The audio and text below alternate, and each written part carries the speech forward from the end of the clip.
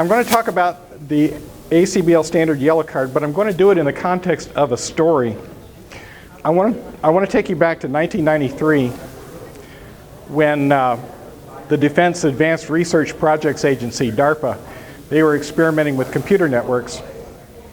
Al Gore was just drafting legislation to allow the public connection to the ARPANET. And of course, this is what we've now become known as the Internet. I was very active I'm a computer scientist, and that's what I do for a living. So I was well aware of this. I was living in San Jose at the time. And a gentleman, all of the bridge discussion at the time was on news groups from the Usenet. The big conversations were on rec.games.bridge. And a student from the University of Oklahoma named Matt Clegg learned to play bridge at Oklahoma, and he wanted to keep playing with his friends that he'd met at Oklahoma. So he wrote software to let text-based terminals play a bridge game with partners and opponents somewhere on the network. He called it OK Bridge because he came from the University of Oklahoma. And he had moved to San Diego, and I became friends with him and his wife and played a lot of bridge. And I recognized at the time that there was this problem where you might pick up a partner who's in Iowa or London or Taiwan, and you were probably just going to play 3 or 4 hands with that partner. But how do you discuss a convention system? What are we going to play? I can say Precision or Standard American, and that covers a little bit, but it doesn't cover a lot of the details. And I don't want to get into a 15-minute discussion about bidding systems when we're only going to play for 10 minutes.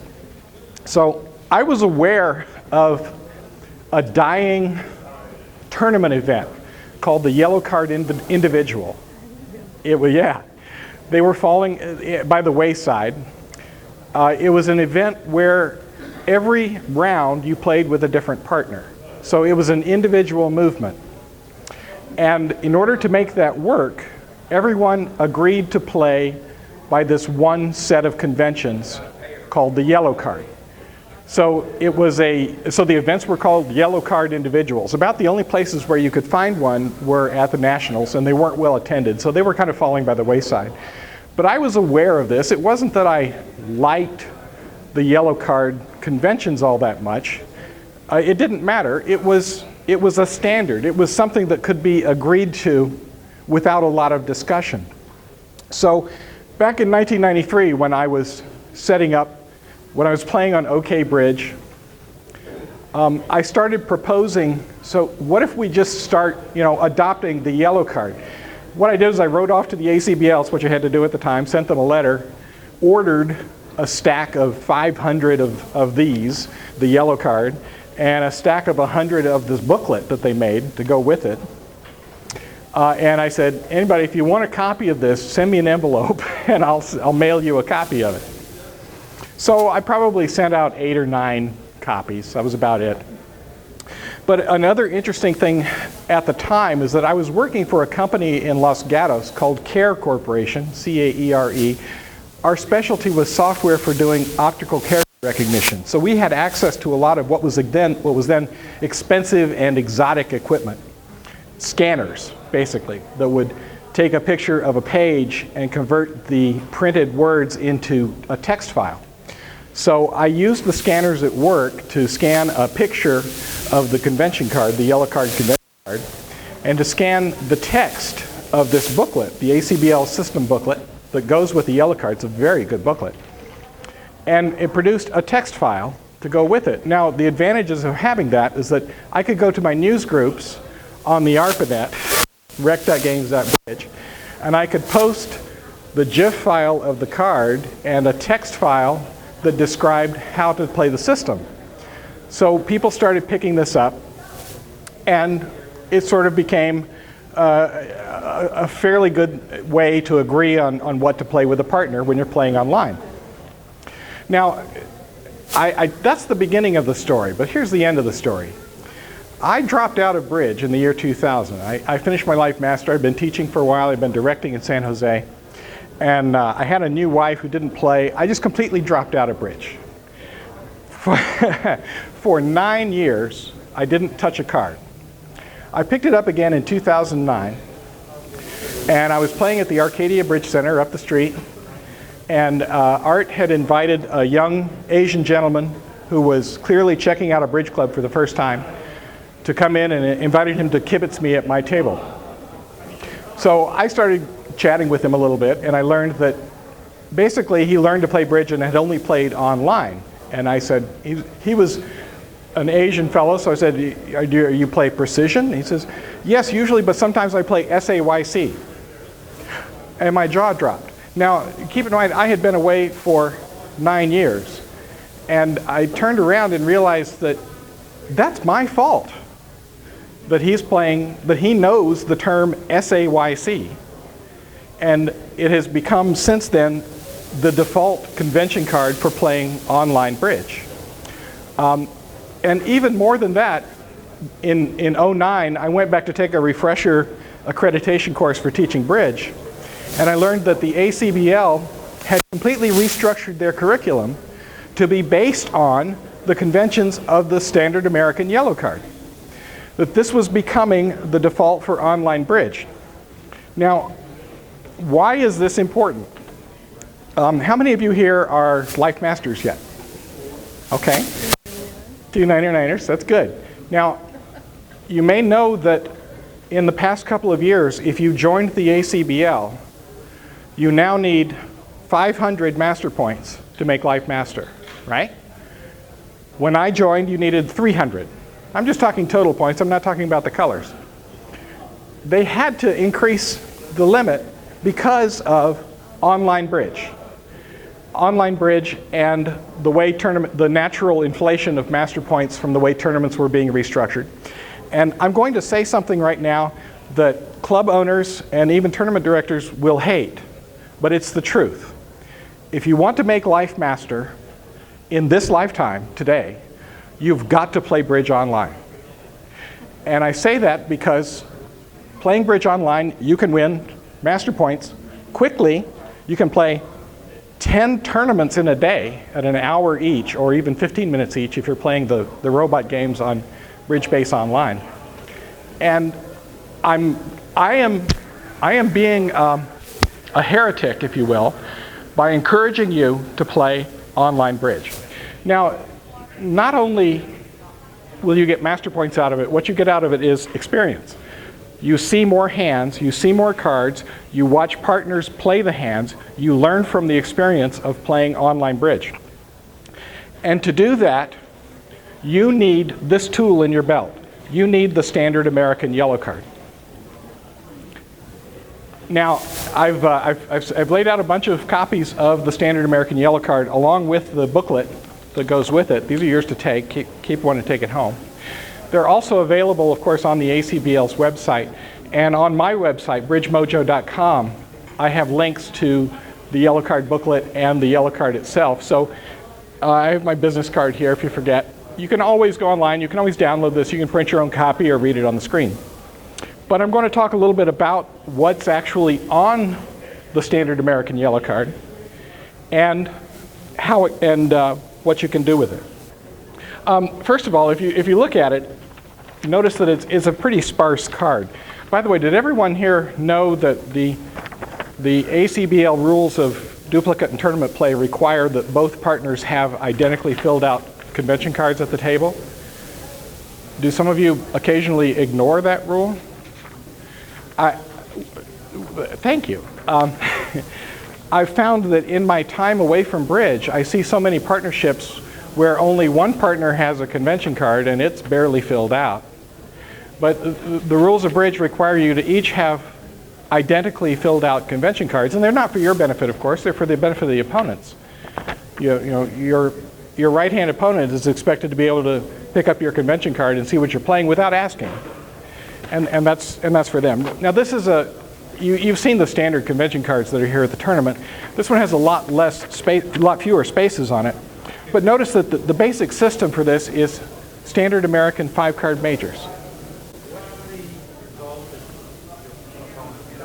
Because you see it all the time. I know, you see it all the time. I would ask a director about that. I can't answer that question with any great authority. He's asking what happens if you don't have 2 convention cards. I think what you would have to do to the director is show that you had been damaged somehow. And the easy way that you might have been damaged is if they were incorrectly filled out. Or it all depends on the circumstances. There are times where you don't want to ask your opponents a question about their bidding, because what they end up doing is explaining their bidding to their partner, right? So what you would rather do is pick up their convention card and see what their agreements are, which is that's all you're entitled to disclose. And bridge is a game of full disclosure. You are required to disclose your agreements with your partner. You are forbidden from making guesses about what your partner has. So if you ever hear this at the table, if one of the opponents says, "What do you take that bid for?" You can't answer that question. You are forbidden from answering that question. The only way you can answer the question is what your agreements are regarding that bid. And here's the best way to answer that question. If your partner makes a bid you don't understand and your opponent's turning to you, you say, "We have not discussed that bid." Right? So that way you're not speculating about what partner has, and they cannot ask you to do so. And you're forbidden from doing so, as a matter of fact. So the basics, by the way, there's a deck of cards at the table. If you have the cards, I want to lay out some hands, because there's one convention on this card that we're going to go over a little bit, because it's the most complicated convention on the card. Most of the rest of it is probably not very unfamiliar to you. For instance, it's a 5-card major opening card. It has no trump ranges of 15 to 17. One thing that it has that, how many of you in here play Jacoby transfer bids over no trump openers? Okay, it's on the card here. So if you agree to play this card, you're going to be playing Jacoby transfer bids. The major suit openings are 5 cards in all seats. The raises are limit raises. 1 spade, 3 spades as a sequence is expected to be a limit raise, meaning it's invitational and not forcing. Opener can pass with a minimum hand and doesn't have to keep bidding. So that's pretty common. Those are standard ways of playing in here. There is one interesting bid. Let's see, the other interesting bids are the Michael's Q bid. How many of you play the Michael's Q bid? Okay, it shows 5-5 in the majors. By the way, don't do that with 5-4. You're asking partner to choose between a 2-card suit and a 1-card suit, and they hate being in 6-card fits. I know my partners always complain about that. The other is the unusual 2 no trump, where a jump to 2 no trump after an opening bid shows the 2 lowest unbid, and again, should be 5-5 in those 2 suits.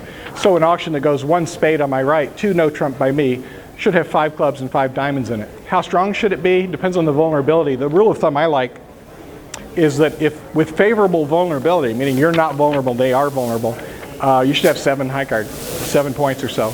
With equal vulnerability, 9 points. With unfavorable, it should be 11. And that's sort of the 7-9-11 rule. That's sort of my rule of thumb for those 2 suited hands. Now, do we all have a deck of cards at the table? If you would, put them into suits. They may already be in suits, because I have some, I want to look at this one additional convention. I want to build a hand. Let's build a hand in front of South. So all together in spades, the king and 2 small ones, hearts, the ace, jack, and 3 small ones, diamonds, the queen and 2 small diamonds, and clubs, the king and a small club. Now, looking at this hand, we all agree that this is a hand you would open 1 heart with. Yeah? Okay. All right, let's build a hand across from that. It's going to be a really bad hand. In spades, two little spades. In hearts, put the queen and 4 little ones. Queen and 4 little hearts. 1 little diamond. 1 little diamond. And clubs, the queen, jack, and 3 little clubs. Queen, jack, and 3 small clubs.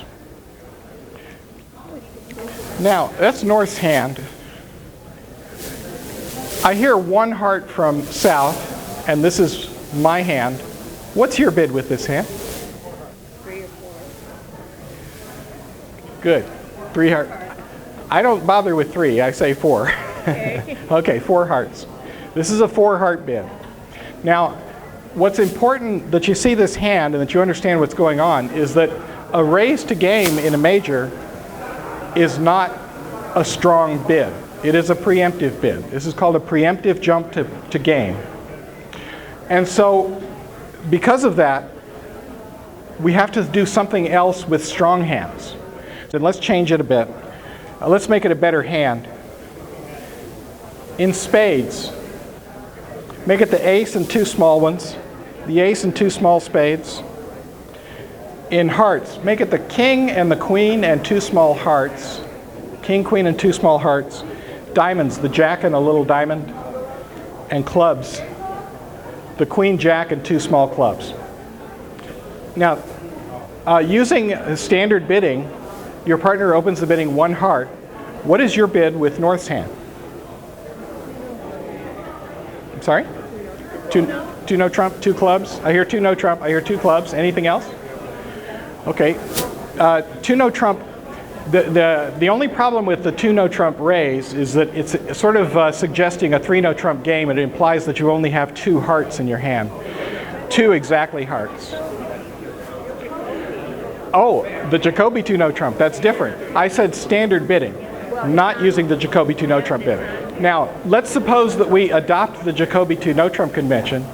With North's hand now, we bid 2 no trump. It promises support for your partner's major and at least 13 points, game going hand. By support, standard Jacoby 2 no trump promises 4-card support for partner's major. That means you're guaranteed to have a 9-card fit in the major.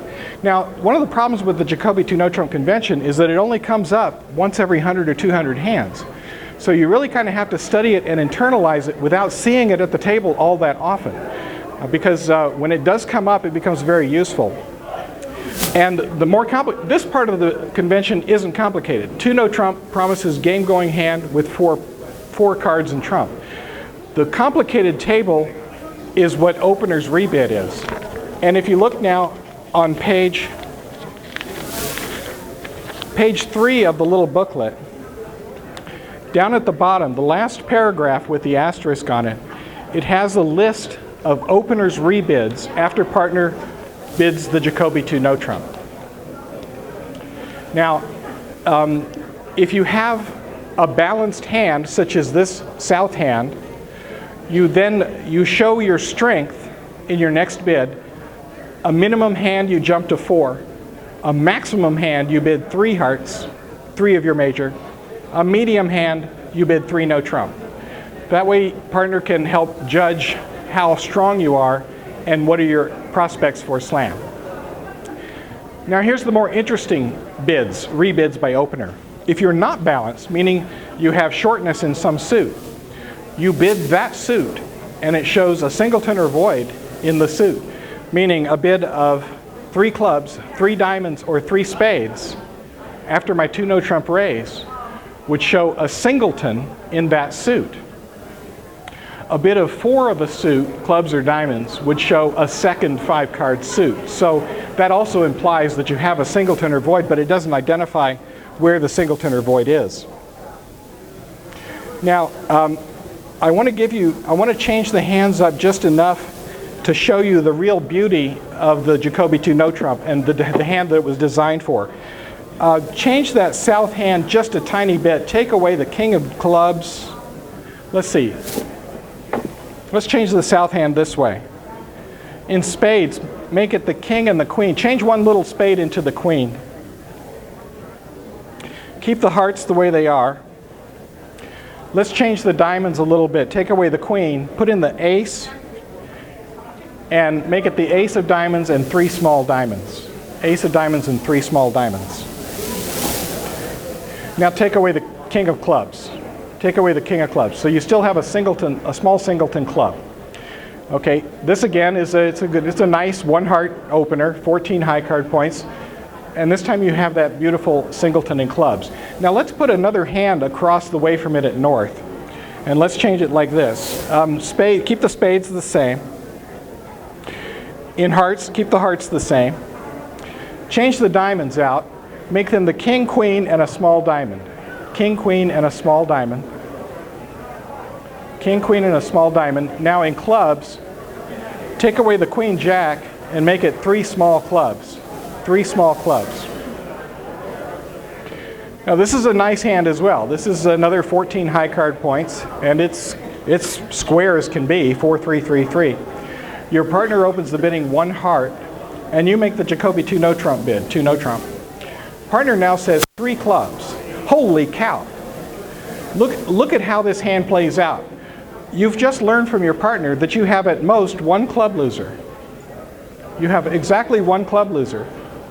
The beauty of this is now you ask for aces, bid 4 no trump, you discover partner has 2 aces, now you say 6 hearts. You look at these 2 hands, 6 hearts is a laydown, it's easy. All right, and what do you have? 28 points between the 2 of you, 28 high card points. Now let me show you how you would evaluate this hand by changing it around just a little bit. Change North's hand. Change North's hand. Take the king and queen of diamonds away and put in 3 little diamonds. 3 total. Take the king and queen of diamonds and put in 2 little ones to replace them. And in clubs, take away 2 little ones and replace them with the king, queen of clubs. So we've got essentially the same hand, but the distribution, but the location of the high cards is completely different. So clubs has the king, queen, and a little one. Diamonds has 3 little ones. Now your partner says 1 heart, you bid the Jacoby 2 no trump. And partner now says 3 clubs. You have to recognize with this hand, you now have what's called duplicate values. You have values in partner's singleton club, and you have the king, queen there that aren't going to do you any good. So with this, in this instance, you sign off at 4 hearts. Right? And these are the hands that Jacoby 2 no trump was designed to find. You may see this once a year, right? If you're lucky. But these are exactly the kind of hands that this convention was designed for. And by the way, if you like the Jacoby 2 no trump bid, it goes quite well with other systems called splinters that are also designed to find the distributional hands that are good for game or slam or might not have been good it might not have been good for slam, but and so on and so forth. Anyway, so I'm going to pause at that point. Yeah, it's a good time to stop. Time to go buy your entries and study the ACBL Yellow Card. You now have everything you need to know about it and a little bit about Jacoby 2 no trump. Thank you all for your attention.